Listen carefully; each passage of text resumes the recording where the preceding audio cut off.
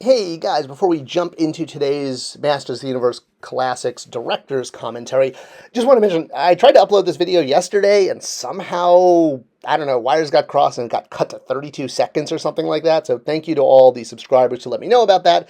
I deleted the video, tried to re-upload it, couldn't find it, and had to re-record the entire thing. So here I present Goatman Take 2.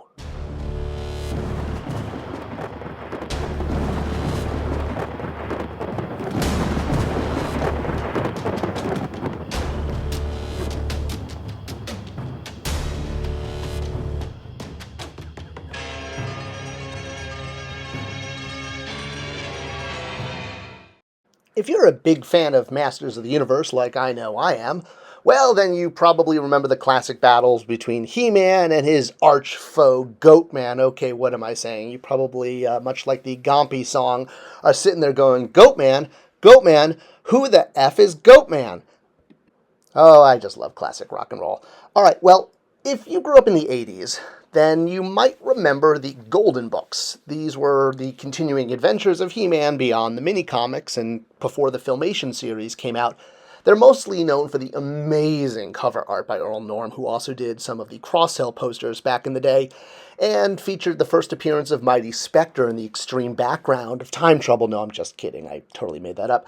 Now, Goatman appeared in The Secret of the Dragon's Egg. It was, well, they were all popular, and honestly, I had all of these books when I was a kid. They were some of my favorite Masters of the Universe content, mostly because of the covers, which were brilliant. And if you peek beyond the covers, the artwork, which was not by Earl Norm, but, still fairly, decent, featured a character who was not in the toy line, not in the show, not in the mini-comics, but looked very mastery, and that was Goatman, because he had goat horns. He shared a lot of panel time and, page time, I guess would be the proper way to put it, since these weren't comic books, these were storybooks, battling against Fisto and hanging out with Beastman, and this led a lot of people to presume that maybe Goatman was the arch enemy of Fisto just because Fisto happened to be the one, showing up in defense of Eternia. And that's great, because, Fisto needs lots of arch enemies after he disputes with Jitsu. I don't know, maybe Goatman and Jitsu can have a fight over who's the better arch enemy for Fisto. It doesn't matter. But his true role, Goatman, is that of the flunky of Beastman. Yep, that's right. He is the flunky's flunky. And that's what I love about him. And that's what Classics was all about, was bringing kind of these more obscure characters to life and giving them their first ever toy. So everyone who's a fan of Masters of the Universe knows that Skeletor is the main bad guy, and his main goon is usually Beastman. I mean, maybe sometimes Merman or Trapjaw, but Beastman tends to be his go-to, well, I wouldn't say number one, his number two guy. Who does number two work for? Yeah, it was always Beastman. He was kind of, Skeletor's go-to muscle, shall we say. Hey, even wound up in the movie. He's the only one of the other original toys besides Evil Lyn that did that. So, go Beastman. Well, Beastman got an upgrade, and much like how Jango Fett used Zam Wesell as, his flunky in Attack of the Clones, Goatman became the servant of Beastman, which kind of made sense, because Beastman controls beasts. Hey, why not? And that was actually part of the backstory that we developed, though he was actually under the control of Beastman, but that's a story for another time. The point is, we knew he was popular because fans were making customs. This was a great way of understanding what figures fans wanted, and they even reimagined him in artwork, what he might have looked like in the 2000X series. So getting him into Classics became an absolute must, and I was so excited to do this, not only because he was an obscure character, he brought a lot of color, a different silhouette, but he was also very low tooling, which was really good from a budget standpoint because he wasn't going to break the bank the way characters like Dragoman did.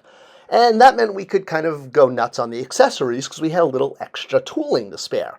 So if you get Goatman and see he's got that giant hammer and that big green staff with the glowing egg, well, they have an interesting story. So having a hammer as a signature weapon is kind of big. I forget this guy's name. Carl Hammer, I think. Well, anyway, besides him, we also had Hans hammer holder in the Masters of the Universe Classics line. This was a character that Axel and I specifically created to, one, reuse the Ram Man buck, since we'd spent so much money on Ram Man. It seemed like a good idea to find a character that could reuse the Ram Man parts, and also to get a character whose signature weapon was a hammer, like Carl Hammer there of the Avengers.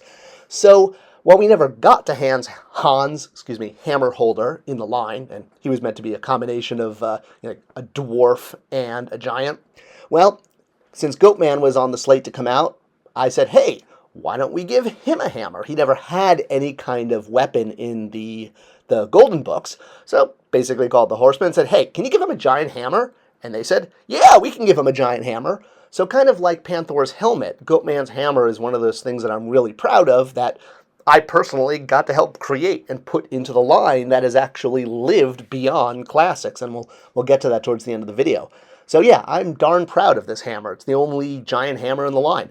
All right, what about that other accessory, that big green staff with the glowing green egg? Well, surprise, surprise, like Gomer Pyle says, that is not for Goatman.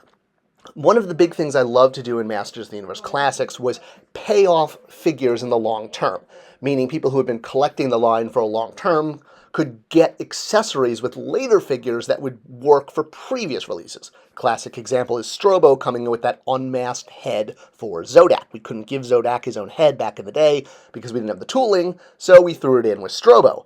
So that's the same thing we did with Goatman here. And I thought that really made collecting Masters of the Universe Classics even more fun, because if you were in it for the long term, well, your collection kept paying off.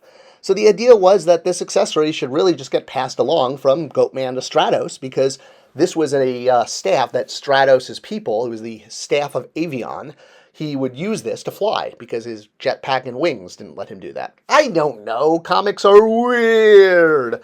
But yeah, that's the comic version.